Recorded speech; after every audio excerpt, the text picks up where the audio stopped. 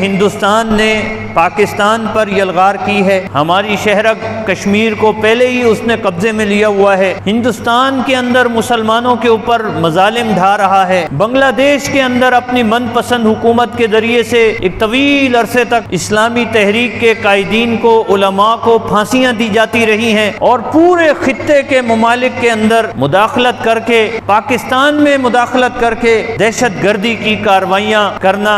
ہندوستان کا وتیرہ بنا ہوا ہے۔ اور حال ہی میں بلوچستان کے اندر جو جعفر ایکسپریس کو یرغمال بنایا گیا، جس کے اندر کئی بے گناہ مسلمانوں کو شہید کر دیا گیا، اس کے اندر بھی ہندوستان کا ہاتھ تھا۔ آئے روز آپ سنتے ہیں بلوچستان میں خاص طور پر کہ ہندوستان کے تعاون سے، کی سرپرستی میں اس کے دہشت گرد ٹولے ہماری افواج کے اوپر حملے کرتے ہیں، ہماری مساجد پر حملے کرتے ہیں، ہمارے مدارس پر حملے کرتے ہیں، اور ان کو نشانہ بنا کر بے گناہ مسلمانوں کو شہید کر دیتے ہیں۔ یہ ساری کارروائیاں ہندوستان سال ہا سال سے کر رہا ہے، اور عالمی سطح پر اس کو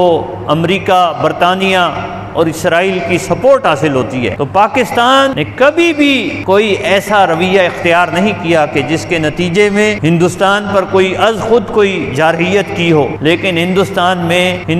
نے یہ کمی بھی جو ہے وہ بالآخر پوری کر دی اور پاکستان کے اوپر براہ راست حملہ کر دیا۔ تو اب ہمارا دین ہمیں کیا کہتا ہے، شریعت کا حکم کیا ہے، مسلمانوں کی کیا ذمہ داری بنتی ہے؟ کشمیر تو ہمارا خطہ ہے، پاکستان کا حصہ ہے، وہاں پر بسنے والے مسلمان اور ہندوستان میں بسنے والے مسلمان تو ہمارے بھائی ہیں، جیسے فلسطین کے مسلمان ہمارے بھائی ہیں۔ افغانستان کے اوپر اگر کسی نے جارحیت کی تھی تو وہاں پر بسنے والے مسلمان بھی ہمارے بھائی ہیں۔ پاکستان نے پوری دنیا میں جہاں بھی مسلمانوں کے اوپر کوئی یلغار کی گئی ہے، مسلمانوں کو پر ظلم کیا گیا ہے، تو پاکستان نے کبھی تو ریاستی سطح پر کھل کر اس کی مخالفت کی ہے، اور جس حد تک ہو سکا ہے تو وہاں کے مجاہدین کی اور مظلوم مسلمانوں کی مدد کی ہے۔ بالکل اسی طرح پاکستان نے ہمیشہ ہندوستان کے مقابلے کے لیے بھی ہمیشہ جہاد کے راستے کو اختیار کیا ہے، اپنایا ہے، اختیار کیا ہے، کیونکہ جہاد کے سوا کوئی دوسرا راستہ نہیں ہے۔ یہ یہود ہوں، نصارہ ہوں، ہنود ہوں یا مشرکین ہوں، ان کا علاج صرف اور صرف جہاد فی سبیل اللہ میں، جہاد کے سوا یہ کوئی دوسری زبان نہیں سمجھتے۔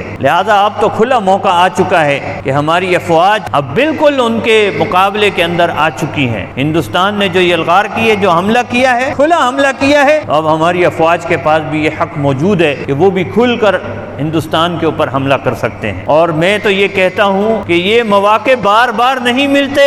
ایسے مواقع بار بار ہاتھ میں نہیں آتے۔ ان مواقع سے ہماری افواج کو، ہماری جہادی تحریکوں کو فائدہ اٹھانا چاہیے، کشمیر کے مسلمانوں کو بھی اس موقع سے فائدہ اٹھانا چاہیے، اور اس موقع کے اوپر پوری طاقت کے ساتھ ہندوستان کا مقابلہ کرنا چاہیے، اور اس کے لیے پاکستان کے اندر، پوری مسلم دنیا کے اندر فضا بنانی چاہیے۔